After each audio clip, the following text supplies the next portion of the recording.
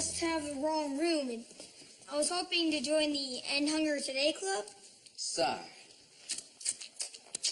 We're full. But there's no one here except you. Fine. Look, we'll take a vote. All in favor of letting Fletcher into the club? All opposed? Sorry. It's unanimous.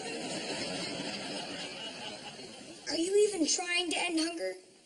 You're just eating buffalo wings. And thus ending my hunger. I feel if I can help just one person, then I'm making a difference. So the End Hunger Today Club just uses school funds to buy buffalo wings? That was the founder's vision.